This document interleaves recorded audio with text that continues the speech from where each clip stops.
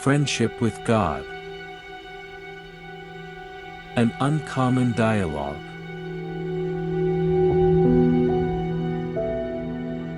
19.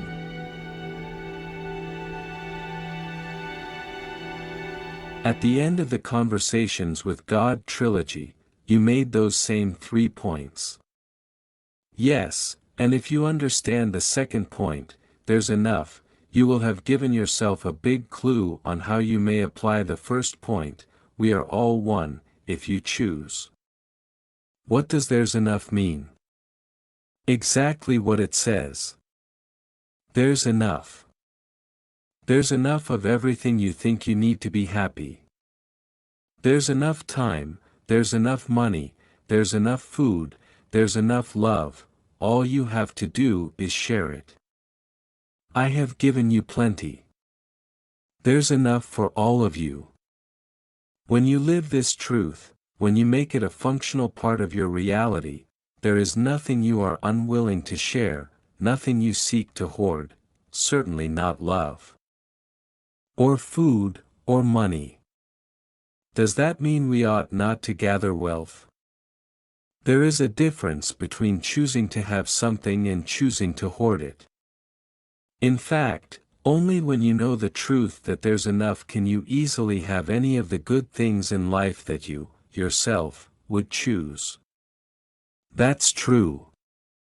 It was only when I finally got that there is enough for everybody that I could give myself permission to believe that there was enough for me.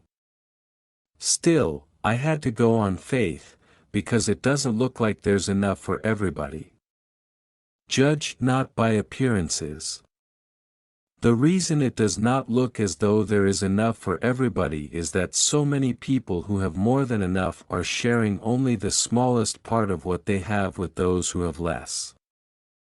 A tiny percentage of your world's people holds a massive share of your world's wealth, and uses a colossal share of your world's resources.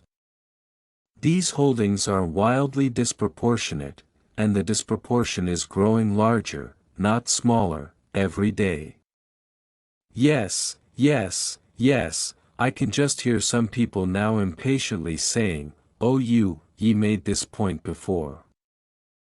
And they would be right, of course, because, as always, this dialogue is circular, curling back in upon itself. But if they are impatient, it may be because something is being said here, over and over, which they do not want to hear. Something is being observed which they do not want to see. We are venturing again near that domain that you call social spirituality, and many people do not want to go there. It forces them to look at things they do not want to look at. Yet you have just made my larger point. Only you can decide how to apply the truth of oneness. All the preaching and all the teaching in the world will not change a thing. Only when there is a change in the human heart will there be a change in the human condition. What can cause such a change? The question is not, what? The question is, who? And the answer is, you. You can. Right now. Me. Now. If not you, who? If not now, when? An ancient question from Jewish wisdom literature. Yes, I have been asking it for a very long time. So what is your answer?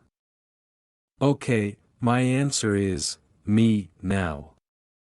From your mouth to my ears. Remember, my child, one of the 7 steps in creating a friendship with God is to help God. You have just decided to do that. Good for you. That's exactly what it will produce. Good, for you. When you agree to spread the word, to carry the message that can change the human heart, you play an important role in changing the human condition. This is why all spirituality is ultimately political. But, May I argue with you a bit here? I thought you said that there was nothing we have to do. I did say that, and there isn't. So what are we talking about here? Isn't carrying the message something that I am doing? No. It is something you are being. You cannot do the message, but only be the message, for you are not a human doing, you are a human being. You carry the message as you, not with you. You are the message. This is your spirituality in action. Do you not see that? Your message is your life, lived. You spread the word that you are. Is it not written, and the word was made flesh? Yes, but is this what that meant? Yes. How can I know that? I mean, for sure. You have my word. You have my word, in you. You are, quite literally, the Word of God, made flesh. Now, say but the word, and your soul shall be healed. Speak the word, live the word, be the word. In a word, be God. Oh, my word. Exactly. That is exactly right. Is that where this is going? I'm supposed to be you. You are not supposed to be, you are. I'm not asking you to do anything, I'm telling you who you really are. You are already what you seek to be. There is nothing that you have to do. And that is the third point in the Holy Wisdom Trinity. But if I go out and try to act like God, people will think that I'm crazy. They'll think you're crazy for being totally joyful, totally loving, totally accepting, totally blessing, and totally grateful. No. I mean, if I go out and try to act like God. But that is how God acts. What you mean is that people will think that you're crazy if you go out and try to act the way you think God acts. Namely, all-powerful, controlling, demanding, vengeful, and punishing. But vengeance is yours, saith you. No, you saith that. I never saith that. And so, one acts like God by adopting the 5 attitudes of God, not the God we imagine in our nightmares. But the God who really is that it? Yes. And remember, this is not about doing, but about being. These attitudes are things you are being. And as you make these statements of being consciously, rather than unconsciously, you begin to live from intention, you begin to live deliberately. Remember, I have suggested that you live deliberately, harmoniously, and beneficially, and I have explained to you what it means to do so. Do you need more examples of that? No, I think I understood that when we explored it before. Good. But now let me tell you a secret. Do the third, and the first 2 will come automatically. Determine to live beneficially, decide that your life and work will benefit others, and you will find yourself living deliberately and harmoniously. This will be true because to live beneficially will cause you to live from intention, doing things deliberately and consciously, rather than unconsciously, and will result in your living harmoniously, because that which benefits others cannot be in disharmony with them. Now I will give you a trio of tools with which you may be sure that your life will be lived beneficially. These are the core concepts of holistic living: awareness, honesty, responsibility. You are giving me a lot of meat here, a lot of material. How much longer is this teaching going to go on? All of your life, my friend. All of your life. It's never going to be over, is it? There's never going to be a time when I can say, I've got it, and be done with it. There may very well be a time when you can say, I've got it. But the moment that time arrives, you will notice that there is more to get. This is because the more you see that there is more to see. Do you see? And so, you will never stop the process of growing and getting. You cannot grow too big, you cannot grow too fast, you cannot grow too much. That is not possible. You cannot finish growing. There is no end to how big you can be. And you do not have to worry about getting it while the getting's good, because the getting is always good. All you are getting through these teachings about life is good for you. And yet you have said that I have nothing to learn. True teaching is not a process by which you learn, but by which you are caused to remember. There is nothing here that is new to you. Your soul is being startled by none of this. True teaching is never a process of putting knowledge in, but of drawing knowledge out. The real master knows he has no greater knowledge than the student, only greater memory. You said you wanted to know how to apply, in the real world, in everyday life, as practical, functioning truth, what you have found in our conversations to be of value. I am suggesting ways in which you may accomplish that. I am helping you get what you want. This is what it means to have a friendship with God. Thank you. Tell me, then, about the core concepts. Awareness is a state of being in which you may choose to live. It means to be awake to the moment. It is about being keenly observant about what is so, and why, about what is occurring, and why, about what can cause it not to occur, and why, about all the possible and the most probable outcomes of any choice or action, and what makes them possible and probable. To live in awareness is to not pretend that you do not know. Remember, I told you that there appear to be those who know, but who pretend that they do not know. Awareness is about being aware, and being aware that you are aware. It is about being aware that you are aware that you are aware, and about being aware that you are aware that you are aware that you are aware. Awareness has many levels. Awareness is about being aware of the level of awareness of which you are aware, and it is about being aware that there is no level of awareness of which you cannot be aware, if you are aware of that. When you live a life of awareness, you no longer do things unconsciously.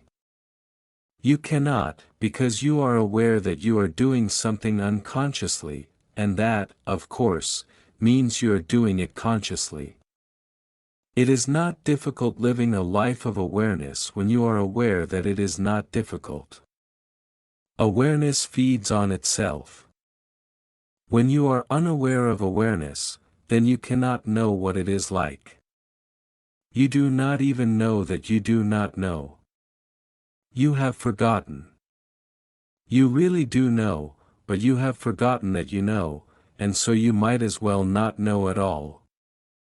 That is why remembering is so important.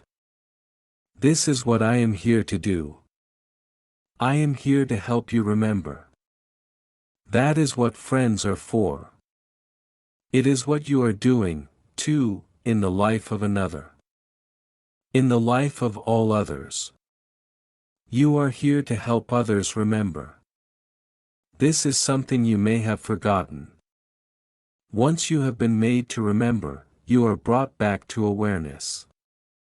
Once you come back to awareness, you begin to become aware of your awareness, and you are aware that you are aware. Awareness is about noticing the moment. It is about stopping, looking, listening, feeling, experiencing fully what is happening. It is a meditation. Awareness turns everything into a meditation. Washing dishes. Making love. Cutting the grass. Saying a word out loud to another. All becomes a meditation. What am I doing? How am I doing this? Why am I doing this? What am I being while I am doing this? Why am I being this while I am doing this? What am I experiencing right now? How am I experiencing it? Why am I experiencing it the way I am experiencing it? What am I being while I am experiencing it? Why am I being this while I am experiencing it? What does any of this have to do with what I am experiencing? What does any of this have to do with what other people are experiencing of me? Awareness is moving to the level of the unobserved observer. You are watching yourself. And then you are watching yourself watch yourself. And then you are watching yourself watch yourself watching yourself. Finally, there is no one watching you watch yourself. You have become the unobserved observer. That is full awareness. It is easy. It is not as difficult or as complicated as it sounds. It is about stopping, looking, listening, feeling. It is about knowing, and knowing that you know. It is about ending the pretending. Now you are really tending to business. You are tending to yourself.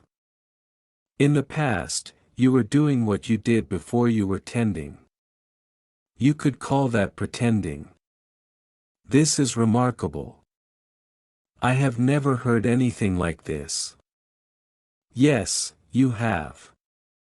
This is what the Buddha taught. This is what Krishna taught. This is what Jesus taught. This is what every master who ever lived, and who lives now, has taught. There is nothing new here, there is nothing that is startling your soul. When you stop pretending, you become totally honest. Honesty is the second tool. Honesty is about saying, first to yourself, then to others, what it is of which you are aware. Honesty is what you stand for. You are no longer taking things lying down, but standing for something. You may have noticed that you cannot stand for something until you stop lying all around. This is why it's said that when you are totally honest, you are truly upstanding. In Conversations with God, Book 2, the 5 levels of truth-telling are listed, and it is explained how those 5 levels can result in a life of total visibility, or what is also called transparency. These two words stand in interesting juxtaposition to each other.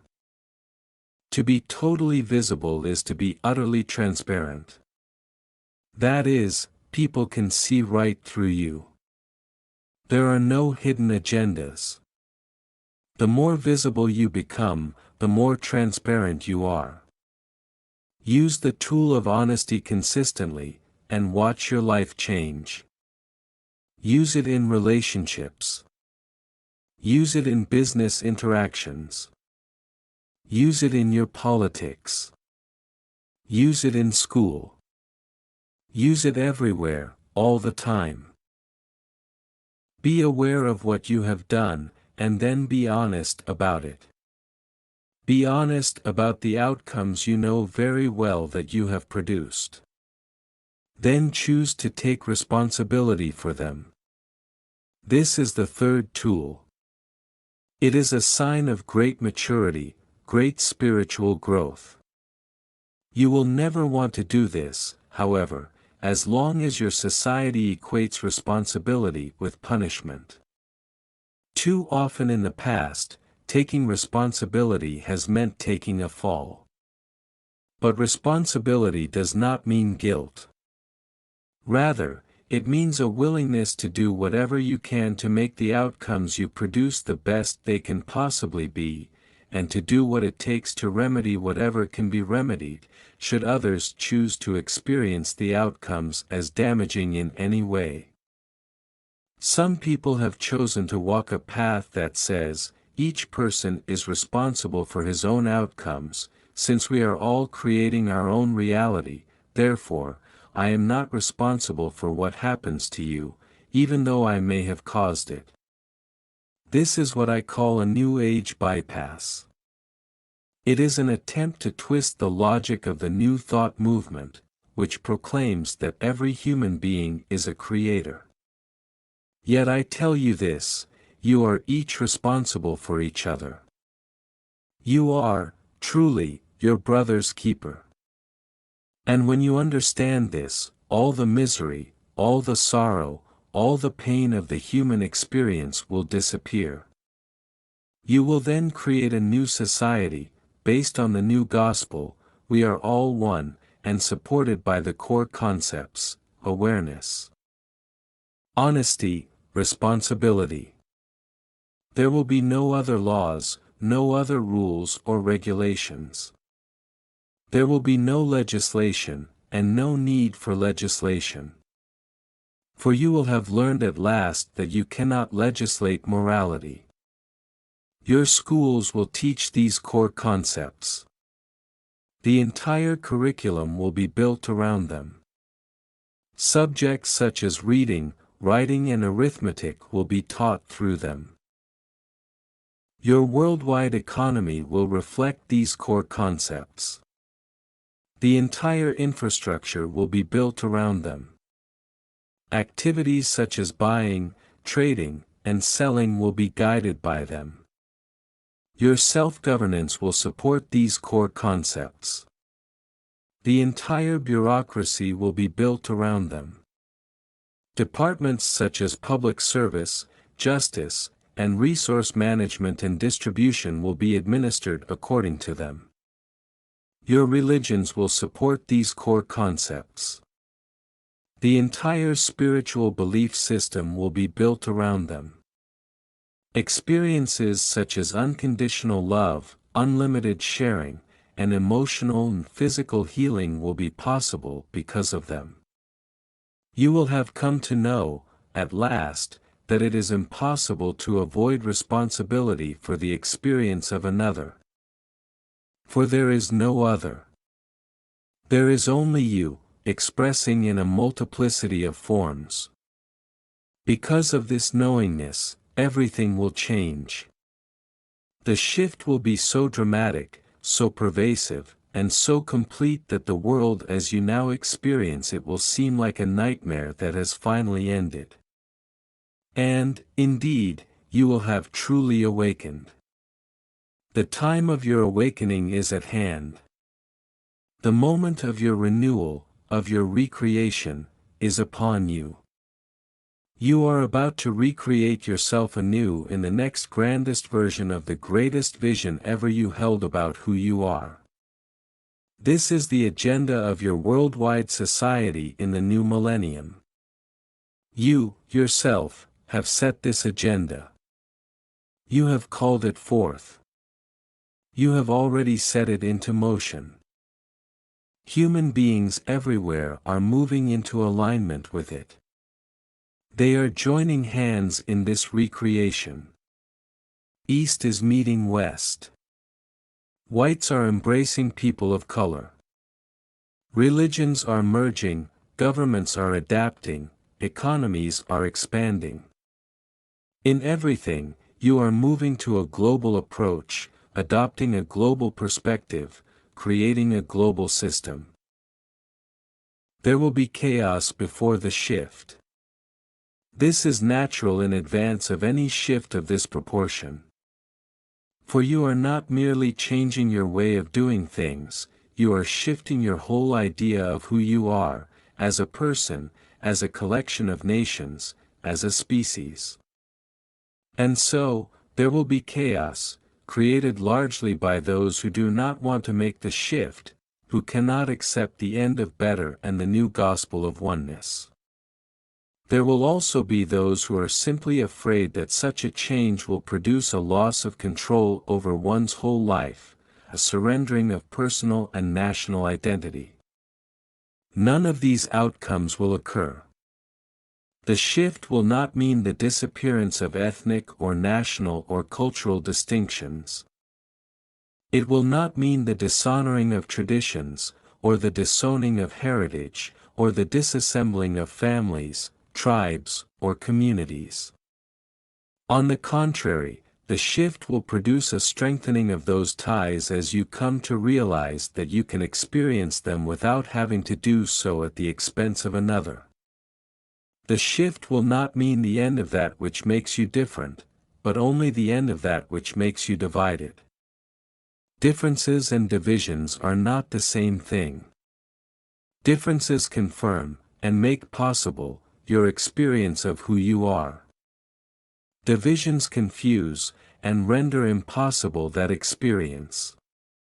Without the differences between here and there, up and down, fast and slow, hot and cold, none of these things could be experienced. Yet there is no division between here and there, up and down, fast and slow, hot and cold. These are merely different versions of the same thing. Similarly, there are no divisions between black and white, male and female, Christian and Muslim. These are merely different versions of the same thing. When you see this, then you, too, will have made the shift. You will have become part of the new society, in which you honor diversity, but not division. You do not have to disappear as an individual in order to experience oneness. That is the great fear, of course. The great fear is that oneness will mean sameness, and that that which separates you from the whole will disappear. Thus, you will disappear. And so, the struggle against oneness is a struggle for survival. Yet oneness will not put an end to your survival as an individual expression of the whole. Rather, it will allow it. Right now, you are killing each other out of your love for yourself and your beliefs, and your hatred of others and theirs. You have it constructed that in order to survive as an individual person, race, religion or nation, you have to make sure that no one else survives. This is your myth, called survival of the fittest. Living the new gospel of oneness, you will not have to fight for survival, but will guarantee it by not fighting for it. This simple solution, which has so long evaded you, will change everything.